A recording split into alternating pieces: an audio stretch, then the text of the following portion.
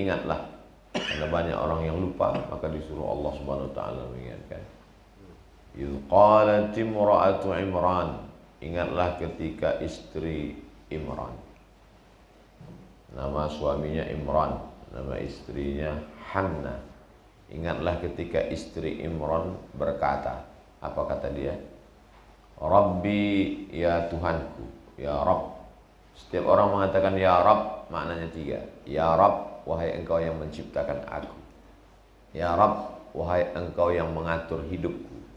Ya Rabb, wahai engkau yang memberi aku rezeki. Makanya kalau hati kita sedang ragu tentang rezeki dan pengaturan, ada yang salah dengan hidup saya ini, kenapa seperti tidak diperhatikan Allah? Orang selalu berkata, ya Rabb, engkau yang menciptakan aku, engkau yang memberi aku rezeki, engkau yang mengatur hidup. Rabbi, ya Tuhanku, ya Rabb, ini sesungguhnya aku nazartu bernazar. Inilah hukum asal boleh bernazar. Inni nazartu laka ma fi batni. Aku bernazar apa yang ada di perutku ini. Karena dia lama tidak punya anak, menikah. Dia bernazar, aku bernazar apa yang ada di perutku ini muharrara. Nanti kalau dia lahir, aku akan jadikan dia muharrar. Muharrar artinya khalisan li khidmati Baitul Maqdis. Nanti kalau dia lahir, dia hanya akan menjadi pelayan Baitul Maqdis. Dia tidak jadi pedagang, dia tidak jadi petani, dia tidak jadi pegawai kerajaan. Dia hanya menjadi pelayan Baitul Maqdis. Rabbi inni nazartu laka ma fi batni muharrara fataqabbal minni innaka antas samiul alim. Engkau maha mendengar doaku dan engkau maha mengetahui nazarku. Terimalah ya Allah. Apa yang terjadi? Falamma wada'atha, ketika dia melahirkan anak itu, dikabulkan Allah nazarnya, dia mengandung dan punya anak. Setelah itu dia pun melahirkan. Falamma wada'atha qalat rabbi inni wada'tuha unsa. Ternyata anak yang lahir itu unsa. Kalau laki-laki, nakhlaqnakum min zakarin. Kalau perempuan, unsa. Ada satu laki, zakarin laki-laki, unsa perempuan. Ada satu lagi, khunsa. Khunsa laki-laki menyerupai perempuan.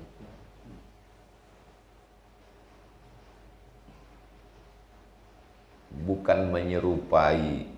Kalau laki-laki menyerupai perempuan dalam hal bentuk cara berpakaian, itu disebut dengan mutasyabbihat. La'anallahul mutasyabbihat minar rijal bin nisa. Allah melaknat laki-laki yang menyerupai perempuan.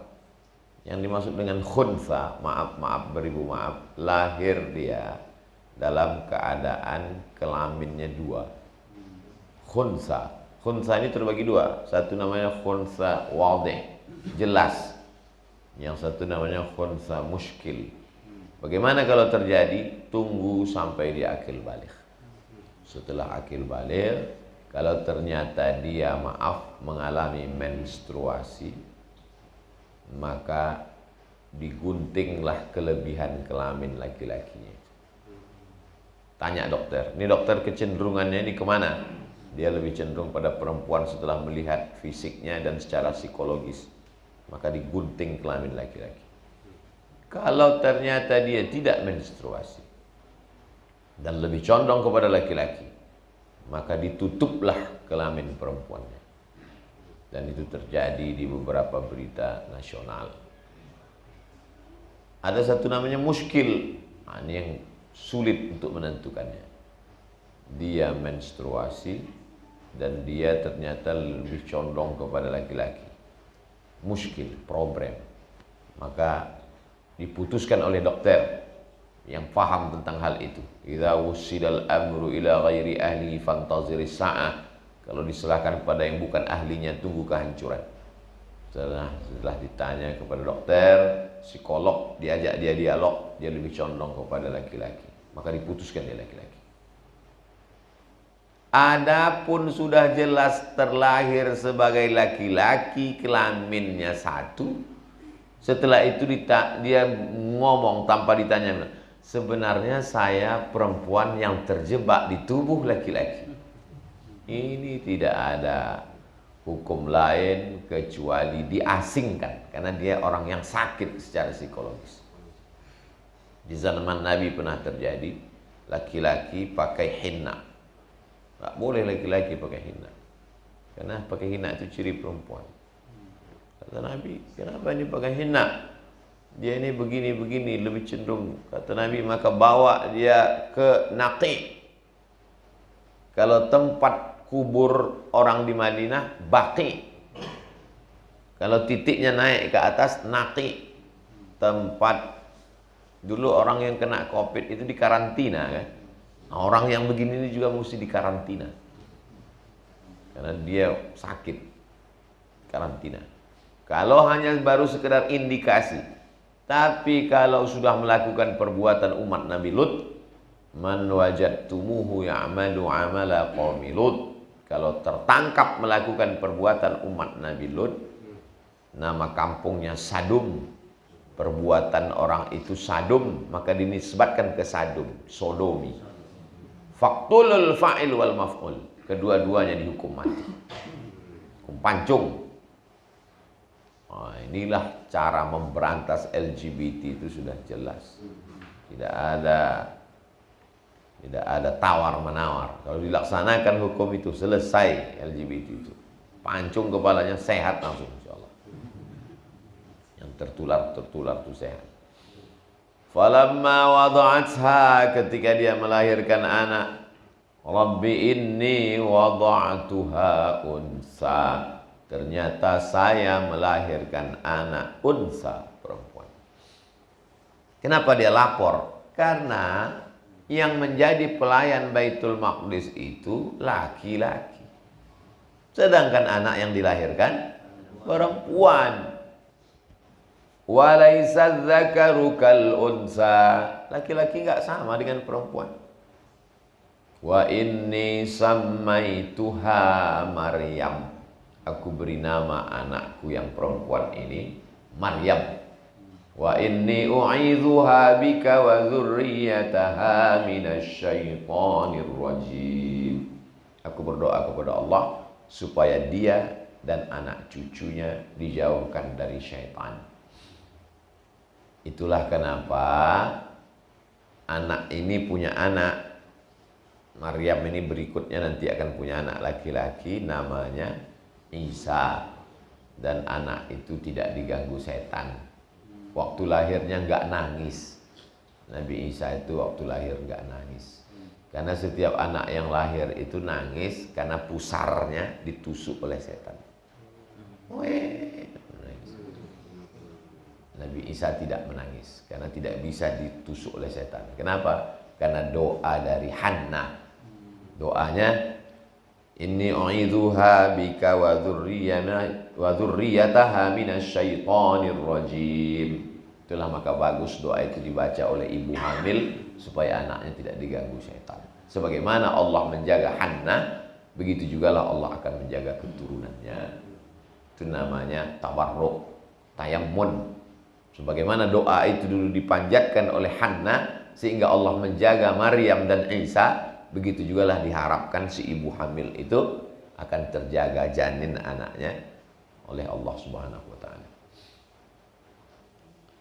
Wa inni u'idzuha bika wa dzurriyyataha minasyaitonir rajim fataqabbalaha rabbuha biqabulin hasanin. Allah Subhanahu wa taala menerima doa dari perempuan yang solihah bernama Hannah tadi, biqabulin hasanin. Itulah mengapa selesai doa biasanya qabul. Ini asal. Yang disebut qabul ini bid'ah, makna qabul itu selesai. Fataqabbalaha rabbuha biqabulin hasanin wa ambataha nabatan hasana. Tumbuhlah dia dengan pertumbuhan yang baik. Fakaffalaha Zakaria, dia diasuh oleh Zakaria. Maryam punya ayah namanya Imran. Imran ini meninggal waktu Maryam masih kecil. Lalu siapa yang mengasuhnya? Fakaffalaha Zakaria, dia diasuh oleh Zakaria. Zakaria ini siapa? Zakaria ya Nabi Zakaria. Nabi Zakaria punya istri. Imran punya istri. Istri Imran dengan istri Zakaria saudara kandung. Kalau di Sunda hubungan Zakaria dengan Imran ini apa? Apa namanya itu?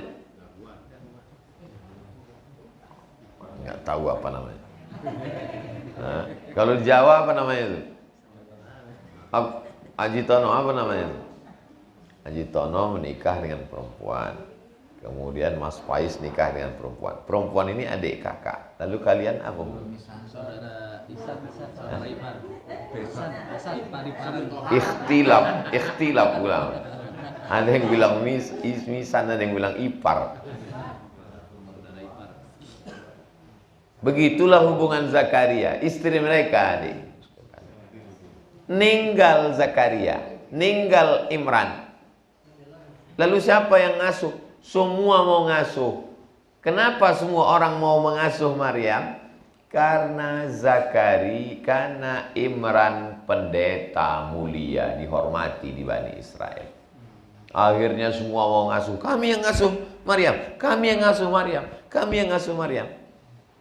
Bagaimana caranya biar supaya selesai dari konflik ini? Wa ma kunta ladaihim idh yulquna aqlamahum ayyuhum yakfulu Maryam. Muhammad sallallahu alaihi wasallam tidak berada di antara pendeta-pendeta Bani Israel ketika mereka menyampakkan pena mereka.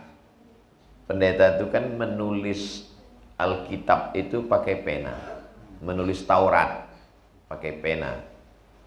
Penanya itu dari bulu ayam. Yang ujungnya zaman dulu dawat namanya. Kalau ada santan itu dawat. Jadi cara mengundinya, semua penulis Alkitab memasukkan, semua penulis Taurat memasukkan penanya ke dalam air. Pena itu kalau dicopot bulu ayamnya berat, nyemplung ke dalam. Masuk ke dalam. Siapa nanti yang ngapung ke atas, maka dialah yang menang. Semua kamu mau ngasuh Maryam? Ya. Oke. Semua penanya. Wa ma kunta ladaihim idh yulquna aqlamahum. Kau tidak berada di antara mereka ketika engkau mencampakkan penamu ke dalam air. Ayyuhum yakfulu Maryam. Siapa di antara mereka yang akan menjadi bapak asuh Maryam? Ketika semua mencemplungkan, tiba-tiba satu yang muncul ke atas. Yang menang itu adalah Zakaria. Kaffalaha Zakaria. Akhirnya Zakaria lah yang menang, yang mengasuh. Kullama dakhala 'alaiha Zakaria al-mihrab. Tempat Maryam tinggal itu namanya mihrab. Mihrab selalunya di musola, di masjid. Anak-anak jangan main di mihrab ya, itu tempat imam. Biasanya ini tempat mihrab, bukan mihrab ini yang dimaksud. Mihrab artinya tempat khusus ahli ibadah yang dia tidak ada kerja lain, hanya melayani tempat ibadah, beribadah kepada Allah SWT. Nggak boleh keluar. Maka Maryam pun ditempatkan di mihrab. Kullama dakhala 'alaiha Zakaria. Setiap kali Zakaria datang mau ngontrol keponakannya. Ini kan ponakannya nih, ponakan istrinya. Wajada indaha rizqa. Dia lihat di dalam itu banyak rizqa. Apa arti rizqa? Rezeki. Sekarang lagi viral rizqa, buaya. Buaya rizqa. Rizqa. Kullama dakhala 'alaiha Zakaria al-mihrab wajada 'indaha rizqa. Zakaria heran, kenapa? Karena rizqa, lahir anak. Kita kasih siapa ya nama anaknya? Rizqa. Itu dari kata rizqa itu. Kullama dakhala 'alaiha Zakaria al-mihrab wajada 'indaha rizqa. Ya Maryam. Zakaria bertanya, "Ya Maryamu, anna laki hadza?" Dari mana kamu dapat makanan ini banyak sekali? Gak ada yang boleh masuk ke sini kecuali saya, karena saya kafil kamu, penjaga kamu. Kenapa bisa ada makanan di sini? Qalat, Maryam berkata, "Innallaha yarzuqu man yasha'u bighairi hisab." Allah kalau mau kasih rezeki bighairi hisab, tidak ada yang bisa menduga, tidak ada yang bisa memprediksi. Bighairi hisab, tidak ada yang bisa menghitung. Dua makna bighairi hisab. Tidak ada yang bisa menduga, tidak ada yang bisa menyangka, tidak ada yang tahu. Makanya kalau kita bertakwa kepada Allah, nanti kita akan dapat rezeki yang bighairi hisab. Tidak bisa dihitung, tidak bisa diduga, tidak ada batasannya. Menurut ahli tafsir, makanan-makanan yang ada di situ adalah buah-buahan musim panas ada di musim dingin. Buah-buahan musim dingin ada di musim panas. Musim dingin itu semua kurma, semua anggur mati. Pohon kurma cuman putihnya pun nggak ada. Tapi jeruk ada. Kuasa Allah. Maka pada saat musim panas ada, saat musim dingin ada buah yang nggak ada di musim dingin. Pas musim dingin nggak ada anggur di situ. Pas musim panas mestinya nggak ada buah yang musim panas, ada di situ. Makanya Zakaria heran. Bukan hanya sekedar makanan orang bisa ngantar, tapi yang di luar pun nggak ada, kok ada di situ. Makanya Zakaria nanya, "Ya Maryamu, anna laki hadza?" Kamu dapat dari mana? Qalat huwa min indillah. Ini yang ngasih Allah.